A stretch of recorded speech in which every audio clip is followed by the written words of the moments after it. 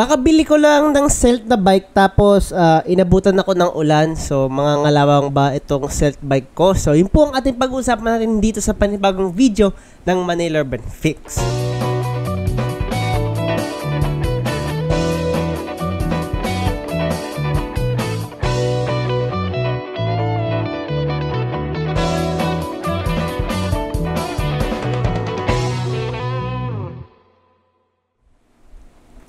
Hello po mga ka-muffers and welcome po dito sa panibagong video ng Manila Urban Fix. And hindi ko po kayo pinipilit but kindly consider na mag-subscribe po kayo dito sa Manila Urban Fix. And without further ado mga ka-muffers, joke lang po yun, without further ado. Pero kung meron na po kayo mga ganitong klaseng katanungan mga ka-muffers, wag na po kayong mahiya. Kundi magtanong na po kayo mga ka-muffers and malay nyo mga ka-muffers, kayo na po ang masunod na ma-feature dito sa Manila Urban Fix. And without further ado mga ka-muffers, ito na nga, tara't simulan na po natin. So mga ka-muffers, alam naman po natin na ang Celt na frame set ay isang frame set na bakal. And alam naman po natin mga ka-muffers na yung bakal ay nangangalawang. And yung bakal na yun mga ka-muffers ay ang tinatawag natin na oxidation. So in short mga ka-muffers, kapag yung bakal po natin or yung bakal na frame or kahit na anong bakal actually, well not bakal, bakal like bakal na aluminum, well steel is aluminum steel. Anyway, basta yun, steel, bakal, yung nangangalawang na type na kapag nabasa ng tubig ay mangangalawang dahil mga ka-muffers, may oxygen po yung tubig kaya nga H2O. Actually, yung hangin din may oxygen pero mas madami siyang hydrogen if I'm not mistaken. Pero kapag na-left untreated po ang isang frame mga ka-muffers,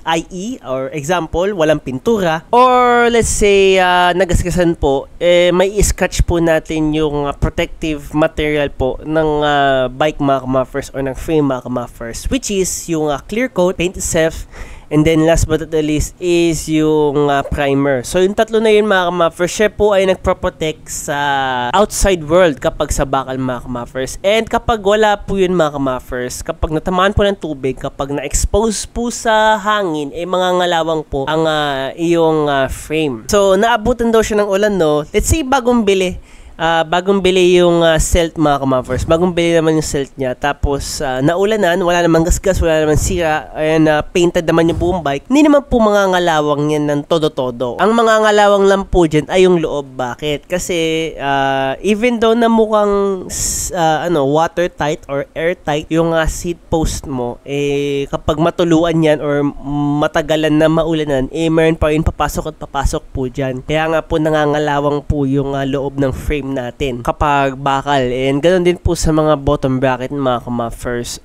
If I'm not mistaken, meron ini-spray talaga sa loob ng frame para hindi po mangalawang yan, no? So ang opinion ko dyan mga ka-muffers is lagyan ng tamang grease yung bottom bracket and especially yung seat post mga ka-muffers. Kasi kapag nilagyan mo ng tamang grease yung seat post tapos ipapasok mo yung seat post sa seat tube ng iyong Celt or sa iyong bakal na frame, mapaprotect po yung frame nyo sa tubig dahil yung grease or yung oil ay hindi po yan nahalo sa tubig, no? So in short, kapag meron ka pong light grease na naka-apply sa mga vulnerable area, well may iwasan mo po yung pangangalawang dahil nga hindi nagmi-mix ang tubig at ang grasa. So, kung wala namang kung wala namang sira sa labas or wala namang gasgas or lahat naman painted, hindi po mangangalawang yan mga ka-muffers. And then kung meron, punasan mo agad tapos lagyan mo ng light drizzle ng oil o kaya